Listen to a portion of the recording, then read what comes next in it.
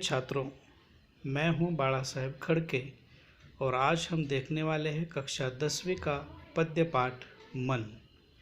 इसे लिखा है विकास परिहार जी ने, जिनका जन्म 1983 गुना मध्य प्रदेश में हुआ था।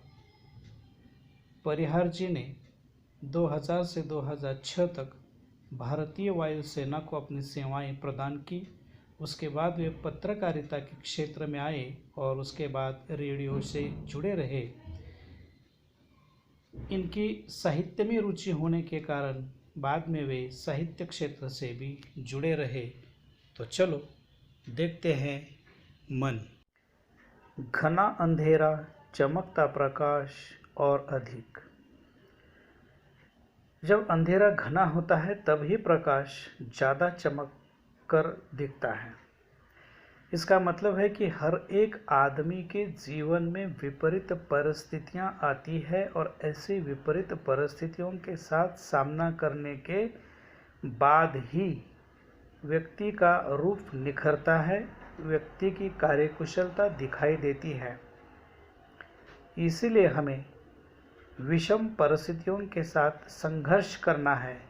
विषम परिस्थितियों में ही व्यक्ति का व्यक्तित्व सामने आ जाता है। करते जाओ, पाने की मत सोचो, जीवन सारा। हमें अपना पूरा जीवन भर कार्य करते रहना चाहिए। यह नहीं सोचना है कि हम कार्य करने से हमें कुछ प्राप्त होने वाला है या नहीं।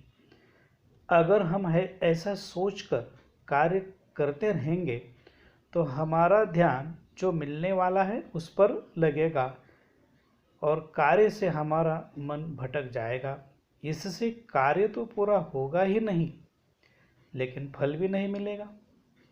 यही तो भगवान श्री कृष्ण ने गीता में ही कहा था, कर्मण्येवाधिकारस्ते मा फलेषु कदाचन। इसलिए हमें हमेशा जीवन भर अपना कार्य करते रहना है, फल मिल ही जाने वाला है। जीवन नैया मंझधार में डोले, संभाले कौन।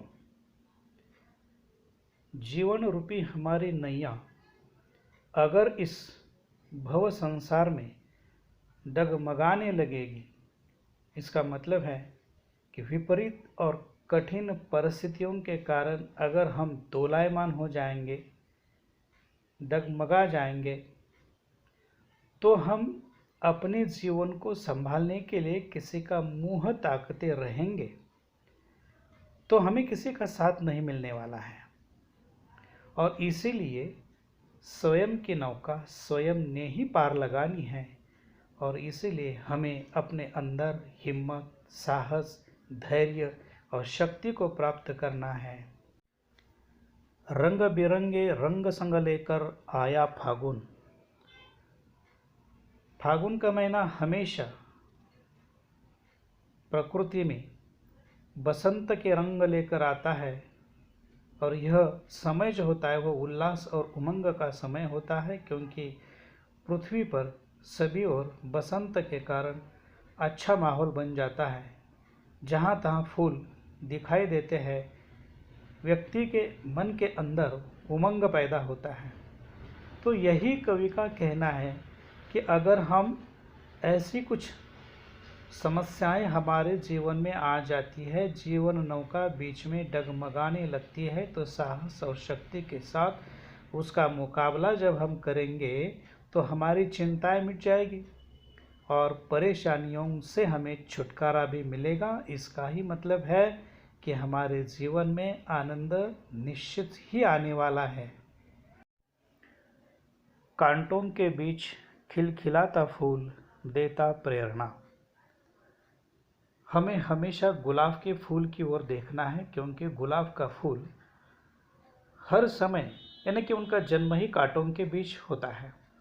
वो कांटों के बीच होते हुए भी हमें प्रेरणा देता है, वो खिलखिलाता है, खुशबू देता है, मन को उत्साह और उमंग देता है। कवि का यही तो कहना है ना कि हम भी कितनी भी परेशानियों से घिरे जाए, फिर भी हमें जीवन में घबराना नहीं चाहिए। तो उस गुलाब के फूल की तरह हंसना चाहिए, प्रसन्न रहना चाहिए। भीतरी कुंठा आँखों के द्वार से आई बाहर। मानव के जीवन में बहुत सारे सुख दुख तो होते हैं, लेकिन मान अपमान और दुख के प्रसंग जब ज़्यादा हो जाते हैं तो हर एक आदमी के मन में कुंठा पैदा हो जाती है। कुंठा यानी घोर निराशा पैदा हो जाती है। ऐसी निराशा जब मन में आ जाती है तो दुख मन में पैदा होता है, और वह दुख, वह निराशा बाहर लाने का एक ही मार्ग है, आँखों द्वारा।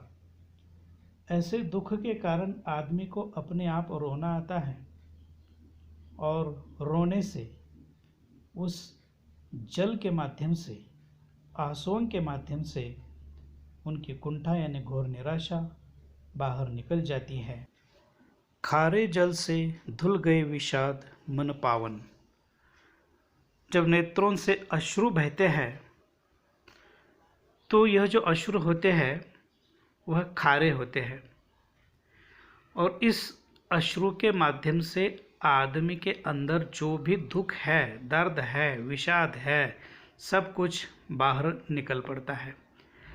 आदमी को तभी रोना आता है ना जब उसे बहुत दुख होता है, तो वह दुख निकल जाने के लिए कुदरत ने उसे रोने का वरदान ही दिया है, क्योंकि रोने से उनका दुख हल्का हो जाता है।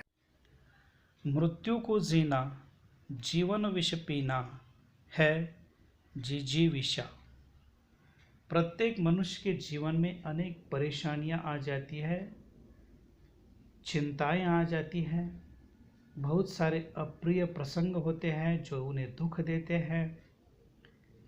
ऐसे में आदमी को अपने जीवन रूपी संग्राम में, जीवन रूपी संग्राम के मैदान में डट के खड़े रहना है, क्योंकि हमारी जो जिजीविषा होती है वह बहुत ही महत्वपूर्ण होती है, और जिजीविषा का मतलब होता है जीने की इच्छा।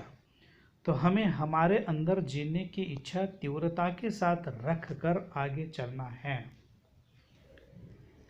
मन की पीड़ा छाई बन बादल बरसी आंखें। जब हम आकाश में देखते हैं कि बहुत सारे बादल उमड़ घुमड़ कर आ जाते हैं, घने बादल होते हैं, तब क्या होता है? वर्षा होती है। ठीक उसी तरह से आदमी के जीवन में भी दुख भरे बादल आ जाते हैं, बहुत सारे बादल इकट्ठा हो जाते हैं, तो क्या हो जाएगा? वर्षा ही होगी, लेकिन आदमी के आंखों से वर्षा होगी। और उस वर्षा से क्या होगा? मन के अंदर जो पीड़ा होती है वह पीड़ा धुल कर निकल जाएगी। चलती साथ पटरियां रेल की फिर भी मौन। रेल की पटरियां तो हमने देखी है, वह अनंत काल से साथ चली आ रही है और साथ ही चलने वाली है, फिर भी मौन रहती है, एक दूसरे से कभी बात नहीं करती। इसका मतलब यह है ना कि हमारे जीवन में भी एक पटरी रे सुख की और दूसरी पटरी दुख की होती है। तो यह दोनों पटरियां साथ में होते हैं तभी हमारे जीवन रूपी रेल आगे निकलती है, और ऐसा ही रहने वाला है। ये रेल की पटरियों में से एक पटरी को निकाल देंगे तो रेल नहीं चलने वाली। ठीक इसी तरह से हमारी ज़िंदगी भी आगे नहीं चल सकेगी। इसीलिए हमारे जीवन में सुख और दुख दोनों का समान महत्व है। सितारे छिपे बादलों की ओट में सुना आकाश। सितारे आकाश का हमेशा ही श्रृंगार होते हैं, आकाश की शोभा बढ़ाते हैं, लेकिन जब घने बादल आ जाते हैं तो उन बादलों के पीछे ये सितारे छिप जाते हैं, आकाश सोना लगता है। ठीक इसी प्रकार से हमारे जीवन में भी कुछ लोग बहुत ही महत्वपूर्ण होते हैं, उनके बिना हमारा जीना मुश्किल लगता है। उनके चले जाने से या विमुख हो जाने से या उनकी मृत्यु हो जाने से हमें ऐसा लगता है कि हमारा बाकी का जीवन तो निरर्थक हो गया। लेकिन ऐसी बात तो नहीं होती है। हमें प्रिय व्यक्तियों के चले जाने के बाद भी हमें अपना जीवन सार्थक बनाना है और आगे चलते रहना है। तुमने दिए जिन गीतों को स्वर हुए अमर। कवि के अंदर बहुत ही अनोखी सामर्थ्य शक्ति होती है।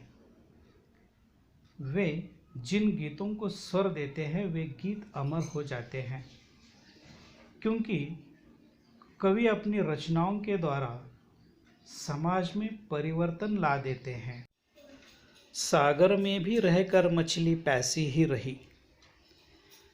सागर में हम देखते हैं कि अथाह जल राशि होती है, लेकिन वह जल राशि पूर्ण रूप से खारी होती है और खारा जल पीने के योग्य कभी नहीं होता। उसी प्रकार समाज में कुछ व्यक्ति बहुत ही बड़े होते हैं। बड़े का मतलब धनवान होते हैं, उनके पास बहुत सारी संपत्ति होती है, लेकिन वह किसी ज़रूरतमंद के काम में उस संपत्ति को लाते नहीं। तो उसके धनवान होने का क्या फ़ायदा? वह कितना भी बड़ा हो, किसी के फायदे का नहीं हो सकता। कहा जाता है ना, बड़े हुए तो क्या हुआ, जैसे पेड़ खजूर, पंथी को छाया नहीं, फल लागत अति दूर। तो ऐसे बड़प्पन का कोई फायदा नहीं होता है। प्रिय छात्रों, आपको यह वीडियो अगर अच्छा लगता है तो लाइक कीजिए, शेयर कीजिए और सब्सक्राइब कीजिए। धन्यवाद।